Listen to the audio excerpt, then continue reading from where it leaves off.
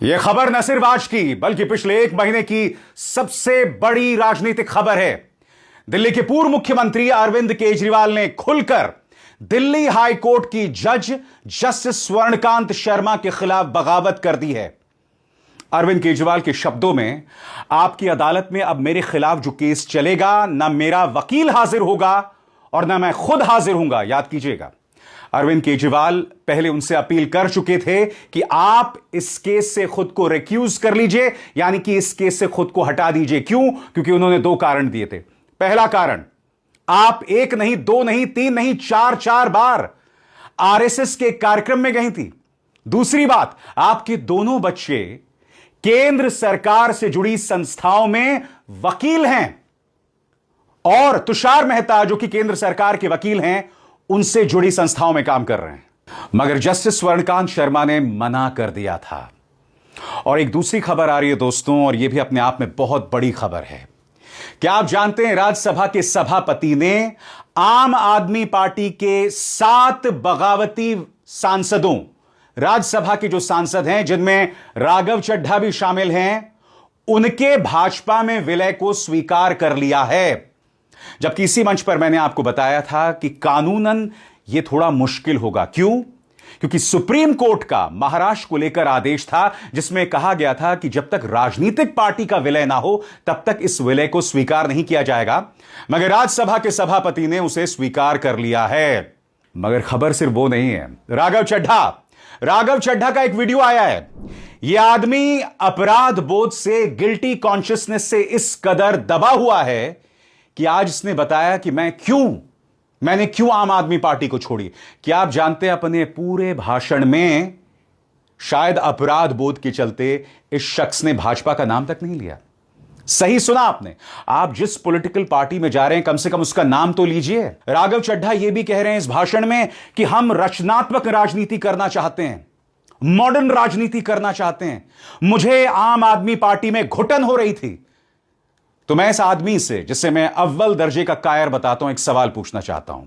राघव भैया, तुम एक ऐसी पॉलिटिकल पार्टी में जा रहे हो जहां के प्रधानमंत्री ने प्रज्वल रेवन्ना जैसे बलात्कारी के लिए वोट मांगा था। तुम एक ऐसी पॉलिटिकल पार्टी में जा रहे हो जहां बाबा राम रहीम, इस बलात्कारी को बार बार पैरोल पर रिहा किया जाता है, जहां पर कुलदीप सिंह सेंगर है, जहां बृजभूषण शरण सिंह हैं, और इस पॉलिटिकल पार्टी में पूर्व गृह राज्य मंत्री अजय टेनी मिश्र, इसके बेटे ने अपनी गाड़ी में 4 किसानों को कुचल दिया था। राघव चड्ढा जो सांसद हैं वो पंजाब से बने हुए हैं।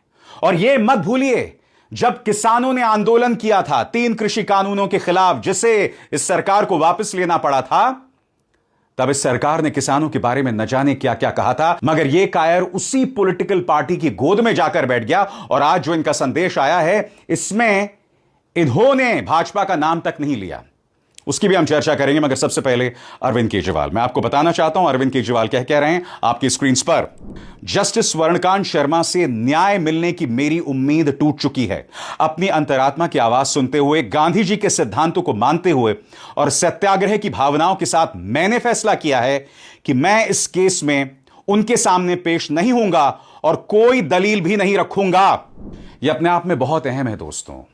और आप अरविंद केजरीवाल के इस फैसले को आइसोलेशन में, अलहदगी में मत देखिए। मैं आपको याद दिलाना चाहूंगा दोस्तों कि जब से सरकार आई है, जजों के आचरण पर सवाल उठ रहे हैं, खासतौर से हाई कोर्ट से लेकर सुप्रीम कोर्ट के जजेस में, और वो मैं आपको कुछ देर बाद बताऊंगा। मगर सबसे पहले सुनिए अरविंद केजरीवाल ने क्या कहा। तो अंतरात्मा की आवाज सुनो। यदि अंतरात्मा की आवाज कहती है कि न्याय नहीं हुआ, तो शांति और विनम्रता के साथ सत्याग्रह करना चाहिए। फिर उसके जो भी परिणाम हो वो सहर्ष स्वीकार करने चाहिए। पर इस पूरे प्रकरण में अन्याय करने वाले व्यक्ति के प्रति किसी भी प्रकार की नफरत या गुस्सा नहीं होना चाहिए। मैंने भी बातचीत से शुरुआत की, पूरी निष्ठा और विनम्रता के साथ जस्टिस स्वर्णकांता जी के सामने अपनी बात रखी, उन्हें इस केस से अलग होने के लिए याचना की। मैंने आग्रह किया कि मेरा केस हाई कोर्ट के किसी भी अन्य जज द्वारा सुन लिया जाए, लेकिन उन्होंने मेरी प्रार्थना अस्वीकार कर दी। उन्होंने फैसला दिया कि वे अपने आप को इस मामले से अलग नहीं करेंगी और ये केस वो स्वयं ही सुनेंगी। उनके दिए गए इस फैसले से मैं पूरी विनम्रतापूर्वक असहमत हूँ। इस पूरे घटनाक्रम के बाद मेरी आशंका और गहरी हो गई है कि क्या उनके सामने मुझे न्याय मिलेगा। बापू के दिखाए रास्ते पर चलते हुए सत्याग्रह की भावना से अब मैंने फैसला किया है कि मैं इस केस में जस्टिस स्वर्णकांता जी के कोर्ट में ना तो स्वयं पेश होऊंगा और ना ही मेरी तरफ से कोई वकील पैरवी करेगा। जस्टिस स्वर्णकांता जी जो भी फैसला सुनाएंगे उस पर समय आने पर मेरे जो भी कानूनी अधिकार हैं, जैसे सुप्रीम कोर्ट में चुनौती देना आदि, वो सभी कदम लेने के लिए मैं स्वतंत्र हूं। और जाहिर सी बात है, भारतीय जनता पार्टी ने इसे घोर अराजकता बताया है। पार्टी के नेता वीरेंद्र सचदेवा ने करारा प्रहार किया अरविंद केजरीवाल पर और कहा है कि उनकी बौखलाहट बताता है। मगर कुछ देर बाद मैं आपको बताने वाला हूं कि कहीं ना कहीं जजों के आचरण पर सवाल तो उठ रहे हैं और हम इन्हें खारिज नहीं कर सकते। पहले सुनिए वीरेंद्र सचदेवा क्या कह रहे हैं। अरविंद केजरीवाल ने जो पत्र आज माननीय न्यायाधीश के सम्मुख लिखने का एक घृणित प्रयास किया है, उसकी हम निंदा करते हैं, कड़े शब्दों में निंदा करते हैं। अरविंद केजरीवाल को इस पूरे मामले में हमने देखा कि शराब घोटाले मामले में उन्होंने जिस तरह की टिप्पणियां माननीय न्यायालय पे, माननीय न्यायाधीश पे की हैं, ये इस लोकतंत्र के खिलाफ है। आपने उच्च न्यायालय में अपील की थी, अपील अस्वीकार कर दी गई, तो आपको अदालत के सामने पेश होना चाहिए, लेकिन अब आप राजनीतिक नौटंकी कर रहे हैं। दोस्तों इंतजार कीजिएगा कि क्यों जजेस के आचरण पर सवाल उठ रहे हैं। जस्टिस स्वर्णकांत शर्मा के खिलाफ अरविंद केजरीवाल ने जो बगावत की है, उसे अलहदगी में, आइसोलेशन में मत देखिए, मुद्दा कहीं ज्यादा बड़ा है, उसकी हम चर्चा करेंगे। मगर उससे पहले राघव चड्ढा का बयान आता है, करीब 3 मिनट का यह बयान है दोस्तों, और कहीं पर भाजपा का नाम नहीं लिया गया है। मैं आपको बताता हूं क्यों, क्योंकि शख्स की लगातार आलोचना हो रही है। वही राघव चड्ढा है, उसने कहा था कि सवाल ही नहीं है कि मैं भाजपा में शामिल होऊंगा। यह वही राघव चड्ढा है जिसने भारतीय जनता पार्टी को गुंडों की पार्टी बताई थी, और आज बेशर्मी से, कायरता से यह व्यक्ति भाजपा की गोद में जाकर बैठ गया है। स्वाति मालीवाल यह अपने आप को वुमेन्स राइट्स एक्टिविस्ट कहती हैं, और अब ये उसी पॉलिटिकल पार्टी में जा रही हैं जहां कुलदीप सिंह सेंगर थे, जहां बृजभूषण शरण सिंह अब भी मौजूद हैं। शर्म इनको मगर आती नहीं। सुनिए राघव चड्ढा क्या कह रहे हैं। कुछ सालों से मैं ये फील कर रहा था that perhaps I am the right man but in the wrong party, और इसी के चलते मेरे सामने सिर्फ 3 ऑप्शंस थे।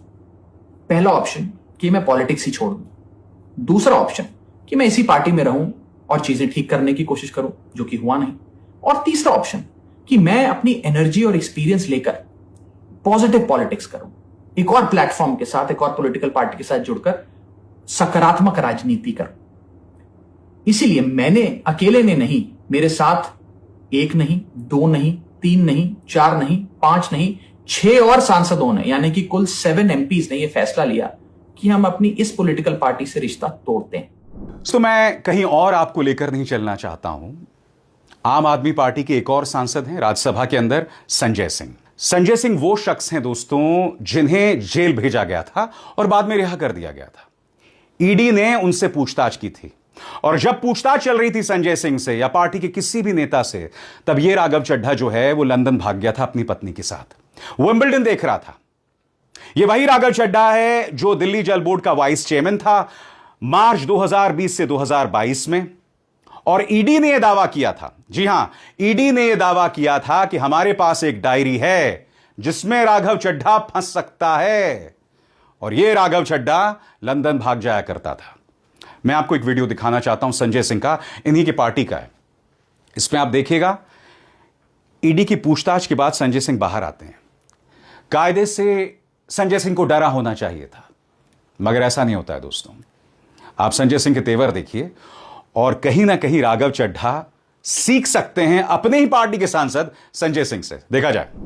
संजय जी, क्या पूछा ईडी ने, क्या मिला? प्रधानमंत्री नरेंद्र मोदी मेरे साथ बच्चों का खेल खेल रहे हैं। मैं उनकी यातना का पैमाना चेक करना चाहता हूँ। मैं चाहता हूं कि प्रधानमंत्री अपनी यातना दें जितना दे सकते हैं। क्या मिला? जितने बेईमान हैं, देश के लाखों करोड़ लूटने वाले, सब मोदी के साथ हैं। जो ईमानदार हैं, जो उनके खिलाफ हैं, उनके खिलाफ काम। मैं फिर आपसे कहना चाहता हूं, ये वो राघव चड्ढा है जिसे इंस्टाग्राम में कई युवा अपना आदर्श मानते हैं। ये व्यक्ति अपने आप को जोहरान ममदानी का सस्ता प्रारूप, सस्ता वर्जन है। ये जोहरान ममदानी का डाइट वर्जन है। यह व्यक्ति अपने आप को भविष्य में प्रधानमंत्री के तौर पर देखता है।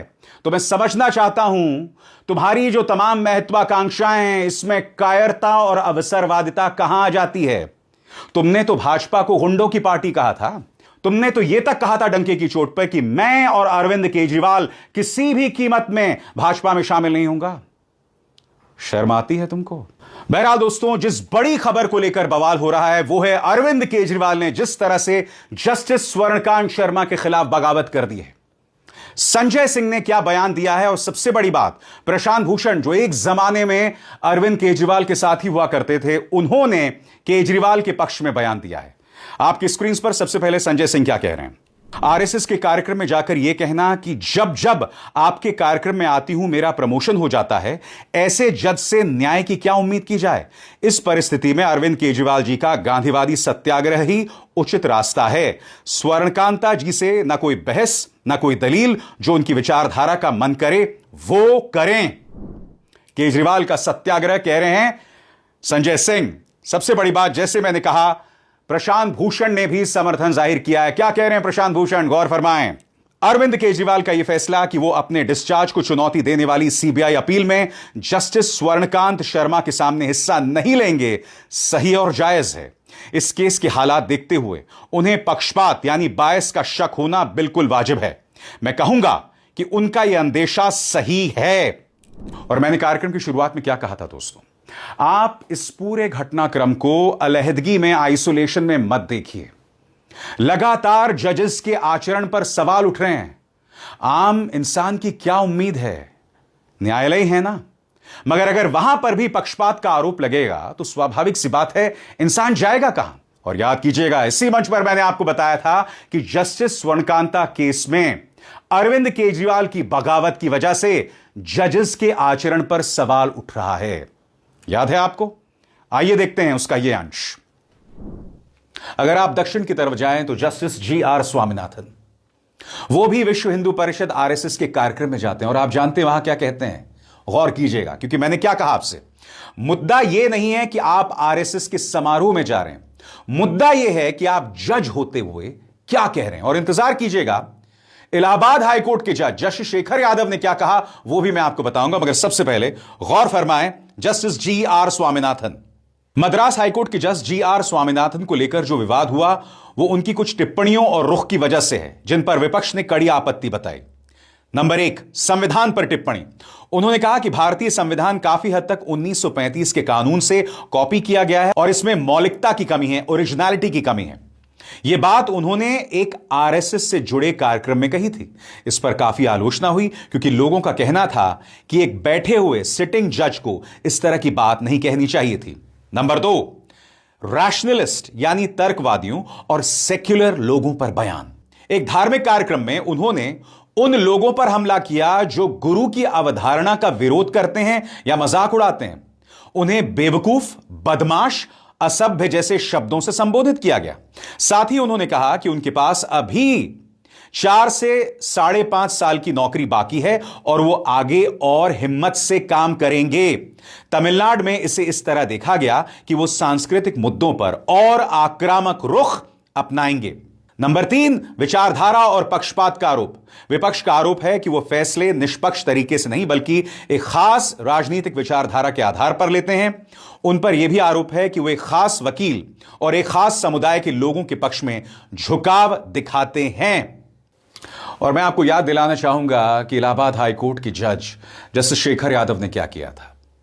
वो आरएसएस के कार्यक्रम में जाते हैं या शायद विश्व हिंदू परिषद के कार्यक्रम में जाते हैं और वहां कहते हैं कि इस देश में अदालतें फैसला जो हैं वो बहुमत के हिसाब से देंगी, यानी इस देश में जिनका बहुमत है उसके हिसाब से। एक जज को संविधान और कानून के दायरे में काम करना चाहिए, मगर जस्टिस शेखर यादव इस तरह का बयान दे रहे थे और वहां नहीं रुके, उन्होंने मुसलमानों के बारे में भी आपत्तिजनक बयान दिए थे।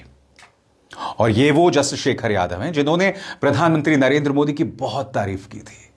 मगर वो अकेले नहीं है। सुप्रीम कोर्ट के जज जस्टिस अरुण मिश्रा आपको याद होंगे। याद कीजिएगा, इलाहाबाद हाईकोर्ट के जज शेखर यादव साहब ने क्या कहा था, सुना जाए। हाईकोर्ट के जज होकर के आप ऐसा बोल रहे हैं। कानून तो भैया बहुत संक्षक से चलता है। परिवार में भी देखिए, समाज में भी देखिए, जहां पर अधिक लोग होंगे जो कहते हैं उसी को माना जाता है। लेकिन आप जबरदस्ती करेंगे आप कि नहीं साहब हम तो ये मान के चलेंगे। लेकिन मैं क्या आपको बता दूं, ये जो जिनकी हम बात कर रहे हैं सब बुरे नहीं है, वो सब बुरे भी नहीं है। ये जो कुरीतियां या बुराइयां जो हम आपको बता रहे हैं वो भी मानते हैं बुराइयां हैं। वो 4 पत्नियों के पक्ष में नहीं रहते हैं, पत्नी को तलाक, ट्रिपल तलाक के पक्ष में नहीं रहते हैं, बच्चियों को मार दिया जाए इससे पक्ष में नहीं रहते हैं। लेकिन जो कठमुल्ला है जिसे कह लीजिए आप, सब गलत है, लेकिन कहने में गुरेज नहीं है, क्योंकि वो देश के लिए घातक हैं, बिगाड़ने वाले लोग हैं, जनता को बरगलाने वाले लोग हैं, देश आगे न बढ़े इस प्रकार के लोग हैं। उनसे सावधान रहने की जरूरत है। अब ये तो हाईकोर्ट के जजेस हैं, मगर कुछ और सवाल हैं। रंजन गोगोई, इन्हें राज्यसभा भाजपा ने भेजा, इन पर सवाल उठते रहे लगातार। तो स्वाभाविक सी बात है दोस्तों, मुद्दा गर्म है, बवाल मच गया है। मैं नहीं जानता हूं कि अरविंद केजरीवाल को जीत मिलेगी या नहीं, या राहत मिलेगी या नहीं सुप्रीम कोर्ट में, क्योंकि जाहिर सी बात है अगर वो सुप्रीम कोर्ट में जाएंगे तो सुप्रीम कोर्ट के जजेस के सामने भी एक धर्म संकट होगा। क्या वो कोई ऐसा फैसला सुना सकते हैं जिससे हाईकोर्ट के जजेस पर सवाल पैदा हो? क्योंकि यहां पर सुप्रीम कोर्ट के सामने भी दुविधा है। क्या वो ऐसा फैसला सुना सकते हैं जिसमें हाईकोर्ट के जजेस की विश्वसनीयता पर सवाल पैदा हो जाए? इसलिए मैं कह रहा हूं, केजरीवाल की चुनौती बहुत कठिन है, मगर यह ऐतिहासिक है। यह ऐतिहासिक है। इससे पहले शायद ही कभी पहले किसी राजनेता ने यह कदम उठाया होगा। हां, लोग उठाते रहे, लोग कहते रहे कि हमारा इस जज में विश्वास नहीं है, मगर अरविंद केजरीवाल का यह कहना और करना एक नजीर, एक मिसाल कायम कर रहा है। और देखना होगा कि भविष्य में यह राजनीति की दिशा को किस तरह से प्रभावित करता है। अब इसार शर्मा को दीजिए इजाजत। नमस्कार।